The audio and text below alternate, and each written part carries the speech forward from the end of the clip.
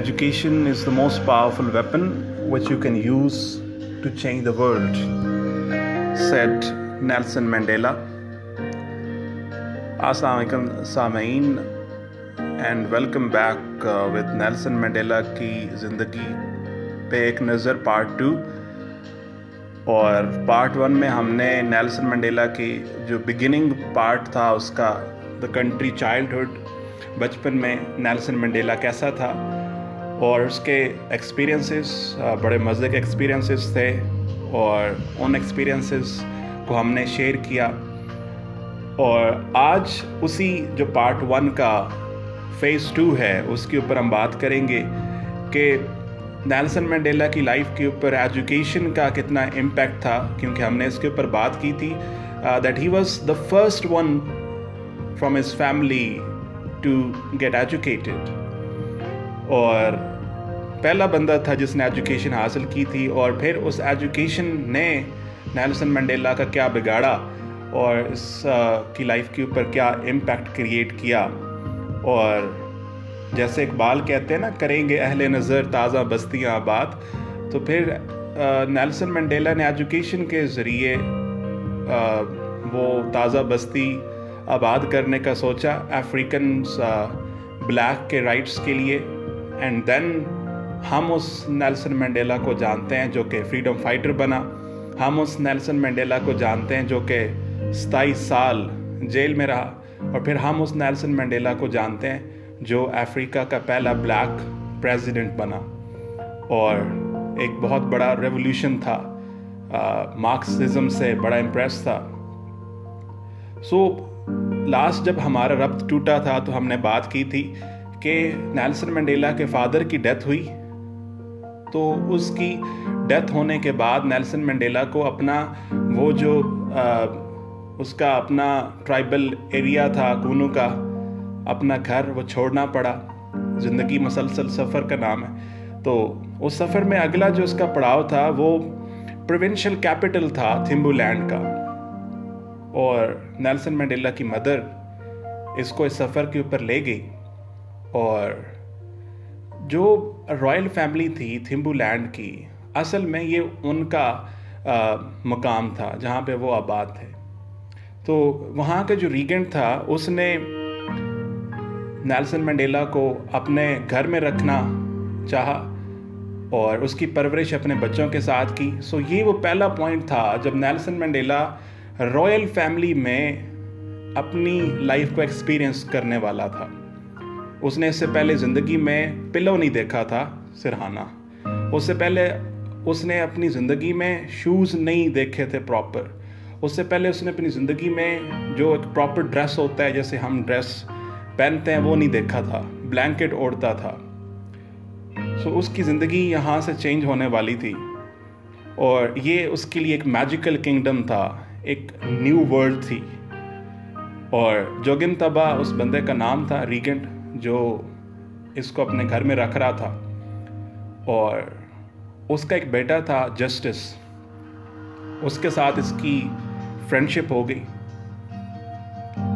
और आपको पता है पर्सनालिटीज़ जो होती हैं ना वो 2 किस्म की होती हैं। अब इससे आपको अपनी पर्सनालिटी जज करने में बड़ा आसानी होगी, आपको शायद इन चीज़ों का अंदाज़ा भी हो। पर्सनालिटीज़ 2 किस्म की होती हैं। एक वो होते हैं जो इंट्रोवर्ट होते हैं, मतलब वो जो अपने आप में रहना पसंद करते हैं, वो चाहे कोरोना हो या ना हो सोशल डिस्टेंसिंग रखते हैं। वो उनके ज़्यादा फ्रेंड्स नहीं होते, वो शाय से होते हैं या आप कह लें वो अपने आप में रहना चाहते हैं, वो अपनी फीलिंग्स को शेयर नहीं करते, वो ज़्यादा टॉकेटिव नहीं होते और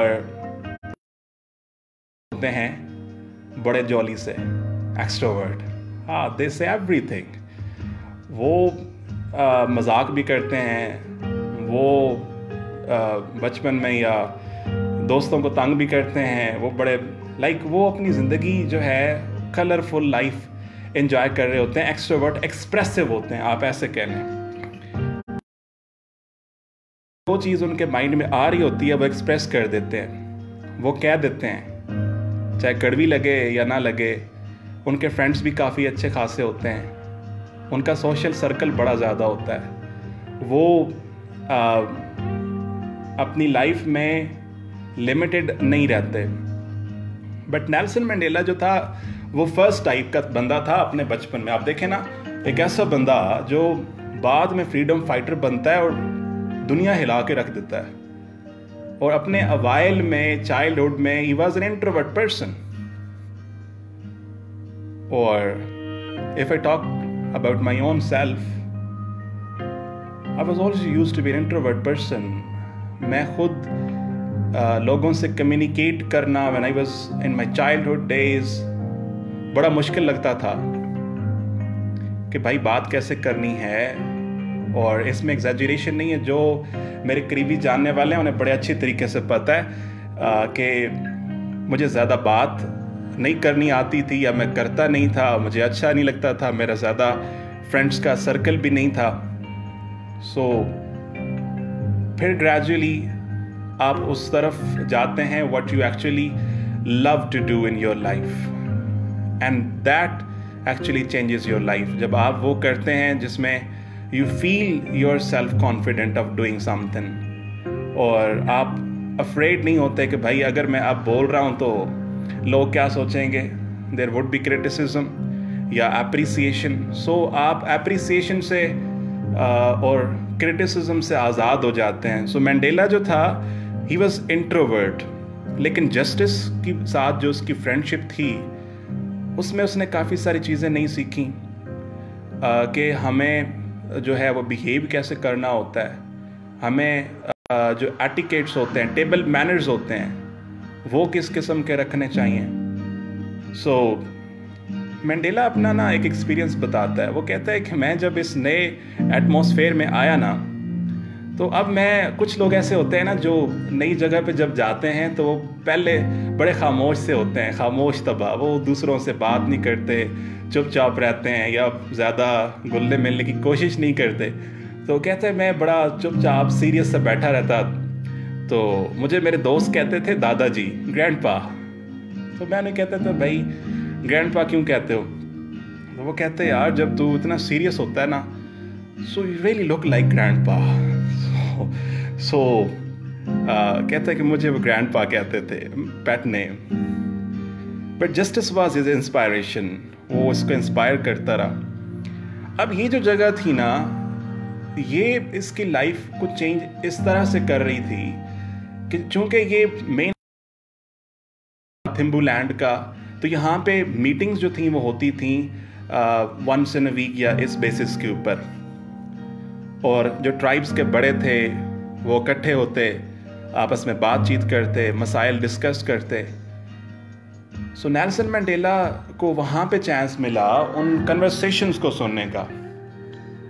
अब अगर इसको आप लिंक करें ना, तो कायदे आज़म जब पहली बार ग्रेट ब्रिटेन गए थे, ही वॉज 17 years old। वैसे हमें अपने हीरोज़ को पढ़ने का मौका आजकल वैसे मिल रहा है, सो वही मस्ट स्टडी था। तो कायदे आज़म जब पहली बार ग्रेट ब्रिटेन गए थे, वह 17 years old, और उनके अंदर लीडरशिप क्वालिटी तब पैदा हुई थी जब वो हाउस ऑफ कॉमन्स में जाते थे। यानी आपको पता है ना, जो ग्रेट ब्रिटेन है, जैसे हमारे यहाँ आपकी नेशनल असेंबली है, वहाँ पे हाउस ऑफ कॉमन्स है, हमारे यहाँ सेनेट है, वहाँ पे हाउस ऑफ लॉर्ड्स है। तो कायदे आज़म जब हाउस ऑफ कॉमन्स में जाते थे, गेस्ट चैम्बर में बैठ के स्पीचेस सुनते थे, भाई जैसे बात करते हैं लोग, वे ऑफ कम्युनिकेशन कैसा है, और उससे कायद सीखते थे। और फिर उनके अंदर वो जो अब आपने जो देखा है कि यार क्या स्पीच करता है बंदा। और फिर ऐसे भी लोग होते थे ना कि कायद अगर स्पीच कर रहे इंग्लिश में, और आगे से कोई किसान बैठा है, उनको पता इंग्लिश था, तो वो यही कहता था कि भाई मुझे नहीं पता कि ये बंदा क्या कह रहा है, लेकिन मुझे ये पता है कि ये जो कह रहा है ना, ये सच कह रहा है। सो लीडरशिप क्वालिटीज तब इनके अंदर पैदा होना शुरू हो गई, और ट्राइबल मीटिंग्स में पार्टिसिपेट करना, लोगों को सुनना। तो मंडेला कहता कि जो लीडर होता है ना, मुझे इस चीज़ का एहसास है कि लीडर में अच्छा बोलने की एबिलिटी तो होती है, लेकिन उससे बड़ी एबिलिटी ये होती है कि लीडर दूसरों की बात को सुन सके। अब इसको हम अपनी लाइफ में देखें ना, तो हमें ना ज़्यादा मज़ा आता है बोलने में, या हम अगर एक बंदा मेरे सामने बैठा है ना और मैं उससे बात कर रहा हूँ, तो हम पता क्या करते हैं, अब अगला बंदा अपना पॉइंट ऑफ व्यू दे रहा है ना, तो मैं वेट कर रहा हूँ कि भाई मुझे शदीद कोई बात आई हुई है, मैं बात करूँ, इसकी बात ख़त्म हो। और हम उसको वो सुनते नहीं है इन हमाक से कि वो एक्चुअल में बात क्या कर रहा है या उसका एसेंस क्या है, और हम अफलातून होते हैं अपने अंदाज में कि अपना हम पॉइंट ऑफ व्यू देना चाह रहे हैं, भाई मेरी भी सुन लो, ठीक है। सो मैंडेला कहता है कि leader has to be a great listener, ठीक है। और डेमोक्रेसी में यही होता है कि आप बात को सुनते हैं और फिर उसके ऊपर इम्प्लीमेंट करते हैं। लीडर्स ऐसे भी तो थे ना, Mussolini, you know very well about Mussolini and Hitler. वो करते थे जो उनका मन करता था, यानी उसके अलावा अगर कोई बात उनसे करे तो उसकी तो खैर नहीं है, ठीक है। बट डेमोक्रेसी में क्या होता है, अब आप देखें ना, आप इमरान खान को क्रिटिसाइज करते हैं, ठीक है, और इवन चाइना में ऐसा नहीं है कि आप क्रिटिसाइज करें कम्युनिस्ट पार्टी ऑफ चाइना को, ये भी डिफरेंस है। इमरान खान के खिलाफ आप जो मर्जी बातें करते रहें और रोज़ाना कितनी बातें होती हैं, ये क्रिटिसिज्म है। So leader has to have the ability to listen, ठीक है। I am not biased, but leader ought to be a good listener. So वो उसके अंदर जो लिसनिंग की एबिलिटी थी वो तब पैदा होना शुरू हुई। और फिर वो कहता है कि मेरी ज़िंदगी में एक बड़ा ऑकवर्ड सा एक्सपीरियंस हुआ। ये एक्सपीरियंस ऐसा था कि वो कहता मैं चर्च में गया। अब चर्च में गया तो वहाँ पे उसे एक लड़की दिखी। So Mandela was attracted towards that girl, लेकिन उसकी जो बड़ी बहन थी ना, उसको मैंडेला ज़रा पसंद नहीं आया। जैसे मैंडेला की लुक थी, आपको यू बेटर नो, आप देखते हैं तो खैर वो उन्होंने ना, कहता मुझे खाने पे बुला लिया। तो अब वो जो बड़ी बहन थी ना उस लड़की की, वो एक्चुअली मुझे एक्सपोज करने के चक्करों में थी कि देखो मैं दिखाती हूँ कि कितना इल मैनर्ड, अनसिविलाइज्ड, निकम्मा निखट्टू बंदा है, ठीक है। और इसके अंदर टेबल मैनर्स नहीं है, जैसे मेरी लुक से लग भी रहा था पहले जब हम शुरू में थे, मैं वहाँ से जब आया था, सीख रहा था अभी। तो खैर वो कहता कि मुझे उन्होंने खाने पे बुला लिया और मैं खाने पे गया तो उन्होंने ना मेरे सामने प्लेट के अंदर चिकन विंग रख दिया। तो अब जो बड़ी उसकी बहन थी ना, उसने इंटेंशनली क्या किया हुआ था कि वो कोई हाफ रोस्टेड था, वो ज़्यादा फुली तरीके से रोस्ट नहीं हुआ हुआ था। यानी मुश्किल होता है कि मैं कांटो छुरियों से उसको काटता। तो कहते मैंने पहले कोई इतना खाना जो मैं खाता था अपने वो पुराने घर में, तो हमने कांटे छुरी का तो हमारा एक्सपीरियंस नहीं था। तो फिर कहता कि अब वो सामने बैठे, तो आप देखें ना, इसको जनरलाइज करें, आप जनरलाइज ये करें कि ऐसा क्यों होता है कि जब कोई रिश्ता वगैरह होना होता है, अगर आप अपनी फैमिली इर्द गिर्द में देखें ना, तो वो क्या करते हैं, वो लड़के वाले या लड़की वाले वो बड़े गौर से देखते हैं कि लड़का या लड़की कैसे खाते हैं, क्योंकि इससे भी अंदाज़ा हो जाता है कि आप जैसे खाते हो ना, तो मतलब आपके जो मैनरिज्म्स हैं वो बड़े अच्छे तरीके से तब सामने आ जाते हैं कि भाई आप कैसे खा रहे हो, ठीक है। सो मैंडेला कहता है कि अच्छा मैंने चाकू और वो कांटा उठाया, मैंने उस बड़ी एफर्ट की, जंग थी मेरी उसके साथ, विंग के साथ, कि मैं इसको किसी तरीके से काटूं, मुझे पसीने आने शुरू हो गए। खैर कहता I never give up, that was a tough decision, rather moment, circumstance. और खैर कहता कि उन्होंने एफर्ट तो बड़ी की, लेकिन मैं उसमें से निकल गया। खैर मैंने वो जो था खा लिया। तो वैसे एक बात है, मुझे इससे ये याद आई कि क्योंकि उसकी जो बड़ी बहन थी ना, वो इससे छोटा दिखाना चाहती थी। तो इस पे वासिफ अली वासिफ कहते हैं कि किसी शय को छोटा समझने के लिए ज़रूरी है कि आप उसे आप दूर से देखें या गुरूर से देखें। सो उनका पर्सपेक्टिव तो वही था। लेकिन फिर वो कहता कि मेरा उससे कोई ज़्यादा कम्युनिकेशन नहीं हो पाया। आगे बढ़ते हैं तो मंडेला जब 16 साल का हुआ तो तब वो बॉय से मैन की तरफ बढ़ा।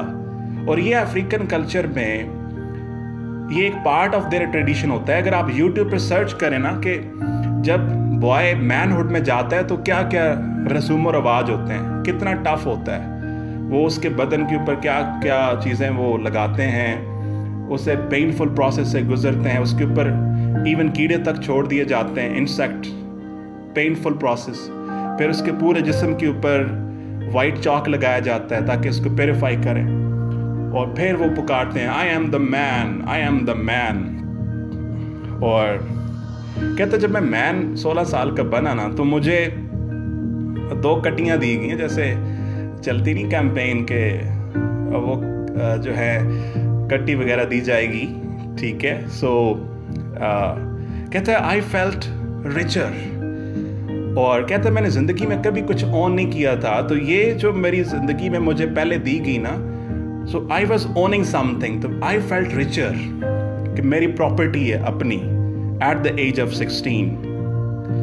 और फिर जब वो 19 साल का हुआ तो वो कॉलेज गया, और पहली बार तब वो कॉलेज गया, एजुकेशन हासिल कर रहा था, और तो वहाँ पे उससे डिफरेंट एक्सपीरियंसेस हुए और वो बढ़ता चला गया।